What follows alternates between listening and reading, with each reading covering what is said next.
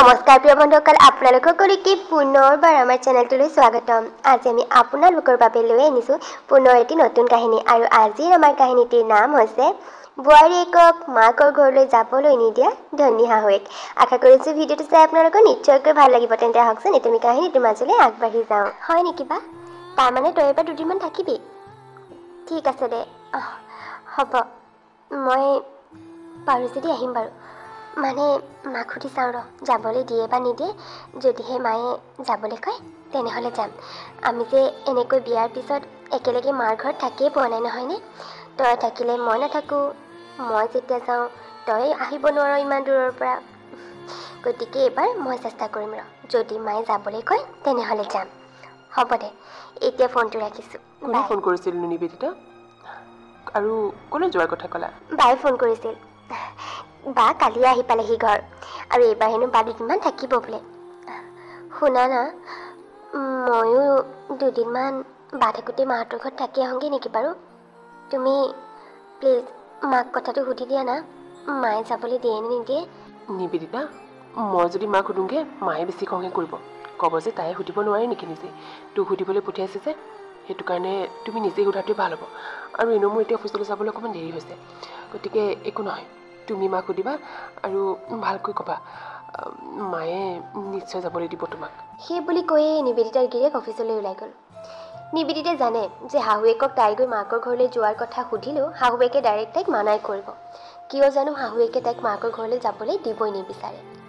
শাহুৱেকৰ ঘৰৰ পৰা তাইৰ মাকৰ ঘৰলৈ বেছি দূৰ নহয়, প্ৰায় আধা ঘণ্টামানৰ ৰাস্তাহে হ'ব। তথাপিতো শাহুৱেকে তাইক মাকৰ ঘৰলৈ যাবলৈ নিদিয়ে। আজি তাই বিয়া হোৱা এবছৰমানেই হ'বলৈ হ'ল, কিন্তু এই এবছৰত মাকৰ ঘৰলৈ তাই চাগে খুব বেছি দুবাৰমানহে গৈছে। থকাকেতো একেবাৰে গৈয়ে পোৱা নাই বিয়াৰ পিছত। গ'লেও কেতিয়াবা গিৰিয়েকৰ লগতে যায়, আকৌ 2 ঘণ্টামান মাকৰ ঘৰত থাকি গিৰিয়েকৰ লগতে তাই উভতি আহে।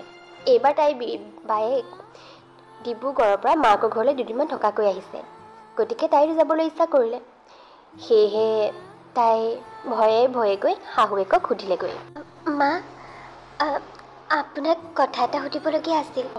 কি কথা? সোধাচোন।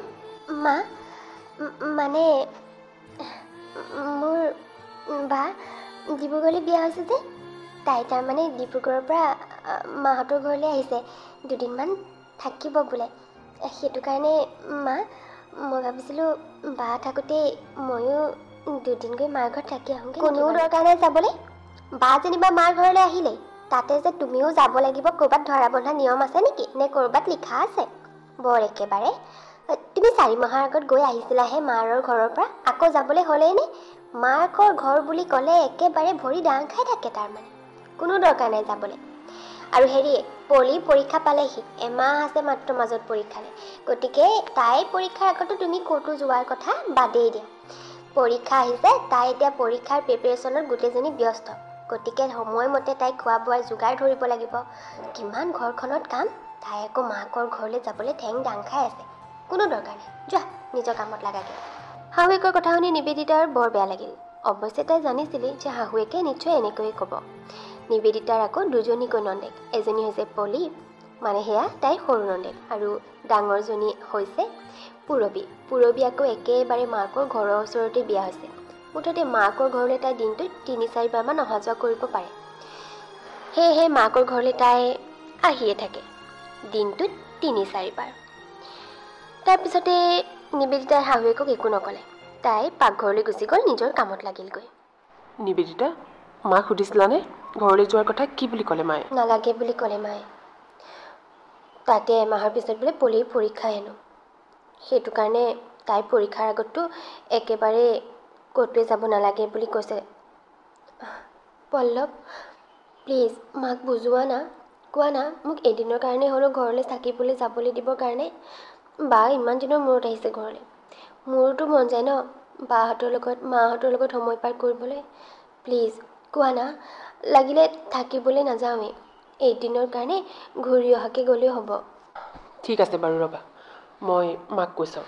তাৰপিছতে পল্লৱ মাকৰ ওচৰলৈ গ'ল, আৰু গৈয়ে নিবেদিতাক থকাকৈ নহ'লেও অন্ততঃ ঘূৰি অহাকৈ হ'লেও মাকৰ ঘৰলৈ যাবলৈ দিবলৈ ক'লেগৈ। কোনো দৰকাৰ নাই, মাকৰ ঘৰ বুলি ক'লে একেবাৰে বোৱাৰীবিলাকৰ ঠেং তাৰমানে দাং খাই থাকে। এই 4 মাহ আগত গৈ আহিছিলেহে তাই মাকৰ ঘৰৰ পৰা। কি দৰকাৰ ইমানকৈ গৈ থাকিবলৈ হা? আৰু অথনি যে মই তাইক নালাগে বুলি ক'লোঁ, তাৰমানে এতিয়া তোক তাই লগালে কথাবিলাক, আৰু এতিয়া তোক সুধিবলৈ পঠিয়াইছে। চা, মই নালাগে বুলি কৈছোঁ যেতিয়া নালাগে। অকল খালি ঘনাই ঘনাই মাকৰ ঘৰলৈ যাওঁ, মাকৰ ঘৰলৈ যাওঁ। তেতিয়াহে কাম বনেৰে মাকৰ ঘৰত একেবাৰে আৰামত বহি বহি খাবকৈ পাৰিব। কোনো দৰকাৰ নাই, নালাগে বুলি কৈছোঁ নহয়। আৰু যাবলৈ যদি মনে আছে একেবাৰে পলিৰ পৰীক্ষা চৰীক্ষা শেষ হওক, তাৰপিছতে এদিন ঘূৰি অহাকৈ গৈ আহিব মাকৰ ঘৰলৈ। নহয় মানে মা, তাইৰ বায়েক আহিছে যে ডিব্ৰুগড়ৰ পৰা, সেইটো কাৰণে বায়েকক লগ পাবৰ কাৰণেও তাই এনেই যাবলৈ ইচ্ছা কৰিছে। বিয়াৰ পিছত তেনেকৈ তাই বায়েকক লগেই নোপোৱা হ'ল নহয়, সেইটো কাৰণে মা আমি বেছি দেৰি নকৰোঁ বাৰু, আগবেলাতে যাম, আকৌ আবেলিলৈ উভতি আহিম। নেলাগে বুলি কৈছোঁ, নেলাগে। এবাৰ নেলাগে বুলি ক'লে বুজি নাপাওঁ নেকি বাৰু তহঁতে কথাবিলাক? যা এতিয়া ইয়াৰ পৰা। আহিলে একেবাৰে ঘৈণীয়েকৰ হৈ গৈ উকালতি কৰিবলৈ। চাই আছোঁ তোক মই, বিয়া পতাৰ পৰা একেবাৰে গোটেইটো ঘৈণীয়েকৰ ফলীয়া হৈ গৈ আছ। কথা বেয়া হ'ব কিন্তু।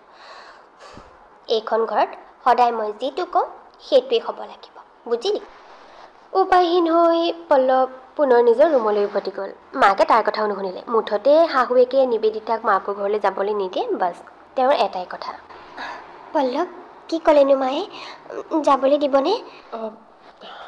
নিবেদিতা, মায়ে নালাগে বুলি কৈছে।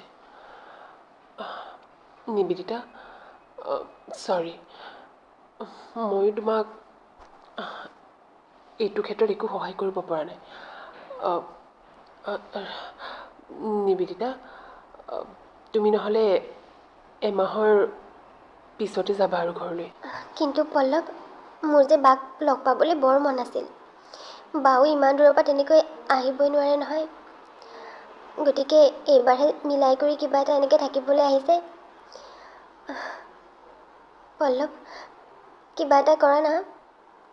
এবাৰ এদিনৰ মানে 2 ঘণ্টামানৰ কাৰণে হ'লেও হ'ব। প্লিজ মোক মাৰ ঘৰলৈ লৈ ব'লা। নিবেদিতা, এতিয়া মই কেনেকৈ তোমাক ৰ'বা, এটা কাম কৰোঁ তেনেহ'লে। কাইলৈতো দেওবাৰ, মোৰ অফিচো নাই, গতিকে এটা বুদ্ধি কৰোঁ। কাইলৈ আমি কিবা বজাৰ কৰিবলগীয়া আছে বুলি কৈ দিনটোৰ কাৰণে ওলাই যাম, আৰু বজাৰলৈ গৈছোঁ বুলি মিছা কথা কৈ আমি তোমাৰ মাহঁতৰ ঘৰলৈ যাম, হ'ব? হ'ব হ'ব পল্লৱ, পল্লৱ, সঁচাই তুমি বিৰাট ভাল। তেনেহ'লে আমি কালি ৰাতিপুৱাই বজাৰলৈ গৈছোঁ বুলি কৈ ওলাই যাম, আৰু 2 ঘণ্টামান থাকি গুচি আহিম ঘৰত। তুমি তেনেহ'লে মাক কথাটো কৈ থ'বা যে কাইলৈ আমাৰ অলপমান বজাৰ কৰিবলগীয়া আছে, গতিকে আমি ৰাতিপুৱাতে যাম। পল্লৱে নিবেদিতাক মাকৰ ঘৰলৈ লৈ যাবৰ কাৰণে বুদ্ধি এটা উলিয়াইছিল, কিন্তু সিহঁত দুয়োটাৰে এই কথাষাৰ শুনিল আকৌ পলিৰ কাণত এই কথাষাৰ পৰাৰ লগে লগে একেবাৰে পলি আহি মাকৰ ওচৰ পালেহি, আৰু ককায়েক নবৌৱেকে কৰা বুদ্ধিৰ কথা মাকৰ আগত কৈ দিলে। অঁ, হয় নেকি? তেনেহ'লে দুয়োটাই মিলি এবাৰ বুদ্ধি পাতিছে। মোক মিছা ফাঁকি দি মাকৰ ঘৰলৈ যোৱাৰ বুদ্ধি। বুদ্ধি কৰা মজাটো দি আছোঁ কাইলৈ মই। পিছদিনাখনে পল্লৱে আহি মাকক ক'লে যে সি আৰু নিবেদিতা অকণমান বজাৰলৈ ওলাই যায়, সিহঁতৰ দুটামান বজাৰ কৰিবলগীয়া আছে। ইফালে মাকেতো আগৰে পৰাই গম পায় যে সিহঁতে আচলতে বজাৰলৈ নহয়, বজাৰলৈ যাওঁ বুলি কৈ মাকৰ ঘৰলৈ যাব। হয় নেকি? ব'ল, ভালেই হ'ব তেনেহ'লে। মোৰো বজাৰ দুটামান কৰিবলগীয়া আছে, ময়ো তহঁতৰ লগতে গৈ কৰি আহোঁগৈ। মই ওলাই লওঁ দেই। মাকৰ এনে কথাত সিহঁতে বুজি উঠিল যে এইবাৰো সিহঁতৰ মাকৰ ঘৰলৈ যোৱা বুদ্ধিটো সফল নহ'ব। উপায়হীন হৈ তিনিওটাই বজাৰৰ পৰাই ঘূৰি আহিলগৈ। এইফালে চাওঁতে চাওঁতে তেনেকৈ দিন বাগৰিল। নিবেদিতাৰ আৰু বায়েকক লগ কৰিবলৈ যোৱা নহ'ল মাকৰ ঘৰলৈ। তেনেকৈ চাওঁতে চাওঁতে এমাহ পাৰ হ'ল, পলিৰ পৰীক্ষাও শেষ হ'ল। তাৰপিছতে নিবেদিতাই ভাবিলে যে পলিৰ পৰীক্ষাও যেতিয়া শেষ হ'ল, তেন্তে এতিয়া তাই মাকৰ ঘৰত গৈ 2 দিনমান থাকি আহিব পাৰিব। সেই আশাৰে তাই শাহুৱেকৰ ওচৰলৈ আহিল। মা, এতিয়া পলিৰো পৰীক্ষা শেষ হ'ল, এতিয়া মই মাহঁতৰ ঘৰলৈ 2 দিনমান থকাকৈ যাব পাৰিমনে বাৰু? অকল খালি যেতিয়াই দেখোঁ মাৰ ঘৰলৈ যোৱাৰ কথাই উলিয়াই থাকা যে তুমি। কি ওলাইহে তাত ইমানকৈ? নালাগে, এতিয়া যাব নালাগে। এইকেইদিন মোৰ গা চা ভাল নাই, গতিকে তুমি এতিয়া মাৰ ঘৰলৈ যাব নালাগে। মই অকণমান সুস্থ হ'লোঁ তাৰপিছতে যাব। মুঠতে যেতিয়াই নিবেদিতাই শাহুৱেকক মাকৰ ঘৰলৈ যোৱাৰ কথা সোধেগে তেতিয়াই তেওঁ বিভিন্ন সময়ত বিভিন্ন ধৰণৰ নতুন নতুন অজুহাত তাইক দেখুৱায়। প্ৰথমতে নন্দেকৰ পৰীক্ষা বুলি, এতিয়া আকৌ তেখেতৰ গা বেয়া বুলি, মুঠতে বিভিন্ন ধৰণৰ অজুহাত। নিবেদিতাই ভালকৈ বুজি পালে যে এইবাৰো শাহুৱেকৰ তাইক মাকৰ ঘৰলৈ যাবলৈ দিবলৈ একেবাৰে ইচ্ছা নাই। বেচেৰি নিবেদিতাই মনটো মাৰি পুনৰ নিজৰ ৰুমলৈ গুচি আহিল। নিবেদিতা, তই কেতিয়ানো আহিমকৈ আহিবি বাৰু? আজি 5 মাহ হ'ল। তই এই 5 মাহত এবাৰো ঘৰলৈ অহা নাই। সদায় খালি যেতিয়াই আহিবি বুলি সোধোঁ তোৰ মুখত এটাই কথা যে আমুকটো হৈছে তামুকটো হৈছে, সেইকাৰণে মায়ে নালাগে বুলি কৈছে। নিবেদিতা, বিয়নীয়ে কিয় বাৰু তোক এনেকৈ সদায় ঘৰলৈ অহাত বাধা দিয়ে? মই কিন্তু বিয়নীৰ এই কামটো একেবাৰেই ভাল পোৱা নাই। তেওঁৰ জীয়েকচোন তেওঁৰ ঘৰলৈ দিনটো 3-4 বাৰকৈ আহে, আৰু তোক হ'লে এই 4-5 মাহতো এবাৰো আমাৰ ঘৰলৈ আহিবলৈ দিয়া নাই। তেওঁ কিয় এনেকুৱা কৰে বাৰু? নহয় মানে মা, তেওঁ ইচ্ছা কৰি এইবোৰ নকৰে নহয়। মানে আমাৰ ঘৰত মই যেতিয়াই ঘৰলৈ যাম বুলি ভাবোঁ তেতিয়া কিবা নহয় কিবা এটা ওলায়। চোৱাচোন, প্ৰথমতে পলিৰ পৰীক্ষা, এতিয়া আকৌ মাৰ গাটো অকণমান বেয়া। সেইটো কাৰণেহে মায়ে ইচ্ছা কৰিয়ে মোক যাবলৈ নিদিয়া নহয় মা। মানে ইটোৰ পিছত সিটো প্ৰব্লেম ওলায়ে থাকে যে ঘৰখনত, সেইটো কাৰণেহে। হ'ব দিয়া ৰ'বা, মই সোনকালে যাবলৈ চেষ্টা কৰিম বাৰু। আচলতে নিবেদিতাই জানে যে শাহুৱেকে তাইক ইচ্ছা কৰিয়েই মাকৰ ঘৰলৈ যোৱাত বাধা দিয়ে। তথাপিও কিন্তু কোনোদিন তাই মাকহঁতৰ আগত শাহুৱেকৰ গাত দুখ দি কথা নকয়। তেনেকৈ পুনৰ 2 দিনমান পাৰ হৈ গ'ল। তাৰপিছতে হঠাতে এদিন নিবেদিতাৰ মাক আহি নিবেদিতাহঁতৰ ঘৰ ওলালহি। অঁ, বিয়নী আহক, বহকচোন। বিয়নী, আজি মই আচলতে নিবেদিতাক মোৰ লগত নিবলৈহে আহিছোঁ। তাই 2 দিনমান ঘৰত থাকি আহকগৈ নেকি? মানে বহুত দিন হ'ল তাই ঘৰলৈ যোৱাই নাই নহয়। বিয়নী, যেতিয়া তাই ঘৰলৈ যাবলৈ ওলায় আপুনি কিবা নহয় কিবা এটা উলিয়ায়। এনেকুৱা নকৰিব আকৌ। আমাৰ 2জনীয়ে মাত্ৰ ছোৱালী, তাতে এজনী থাকে একেবাৰে ডিব্ৰুগড়ত। আহোঁ বুলি ক'লেও তাই আহিবই নোৱাৰে। নিবেদিতাক সেইটো কাৰণে আমি ওচৰতে বিয়া দিছোঁ, একেখন চহৰতে, যাতে তাই ঘৰলৈ অহা যোৱা কৰি থাকিব পাৰে। কিন্তু তথাপিও তাই এতিয়া সেই বায়েকতকৈ বেছি কমকৈহে ঘৰলৈ যায়। বিয়নী, আপুনি এনেকৈ তাইক ঘৰলৈ যোৱাত বাধা নিদিব আকৌ। তেনেকুৱাতে ভিতৰৰ পৰা নিবেদিতা আহিল আৰু আহিয়ে তাই মাকক ক'লেহি। মা, এইবোৰ তুমি কি কৈছা? মোক ঘৰলৈ যাবলৈ মায়ে বাধা নিদিয়ে নহয়। আচলতে আমাৰ ঘৰখনত পৰিস্থিতি এনেকুৱা হয় যে মই যাব নোৱাৰোঁ যাওঁ বুলি ক'লেও। মায়ে মোক বাধা নিদিয়ে। আচলতে মা চোৱা, আৰু এতিয়া এইখনেই মোৰ নিজৰ ঘৰ, গতিকে ঘৰখনৰ সকলোবিলাক দায়িত্ব সমস্যা জানো মোৰ নিজৰ নহয়? সেইটো কাৰণেহে মই যাওঁ বুলি ক'লেও যাব নোৱাৰা হৈছোঁ। মায়ে মোক বাধা নিদিয়ে। আৰু যেনেকৈ আগতে ঘৰত থাকোঁতে তোমাক মই সকলোবোৰ কাম সুধি কৰোঁ, এতিয়া মই তেনেকৈ মাক সুধি কৰোঁ। আৰু মায়ে ভাবি চিন্তি মানে ঘৰখনত হৈ থকা কিছুমান সমস্যাৰ কাৰণে মোক এতিয়া নালাগে, পাছত যাবা, এনেকৈ বুলি কয়। সেইটোহে কথা। মায়ে নহ'লে মোক কোনোদিন বাধা নিদিয়ে মা। বোৱাৰীয়েকৰ এনে কথাই শাহুৱেকৰ মনটো একেবাৰে সেমেকাই তুলিলে। আচলতে শাহুৱেকে নিজেও জানে যে তেওঁ নিজেই ইচ্ছা কৰিয়ে বোৱাৰীয়েকক বিভিন্ন অজুহাত দেখুৱাই মাকৰ ঘৰলৈ যোৱাত বাধা দিয়ে। কিন্তু তথাপিও আজি বোৱাৰীয়েকে নিজৰ মাকৰ আগত শাহুৱেকৰ বদনাম নিদি ইমান ভালকৈ কৈছে, ইমান বুজি পাইছে তাই। গতিকে শাহুৱেকৰ মনটো বৰ বেয়া লাগিল যে বোৱাৰীয়েকক এনেকৈ মাকৰ ঘৰলৈ যোৱাত বাধা দি মাকহঁতৰ ঘৰৰ পৰা দূৰ কৰিব বিচাৰি তেওঁ কিমান ডাঙৰ ভুল কৰিছিল।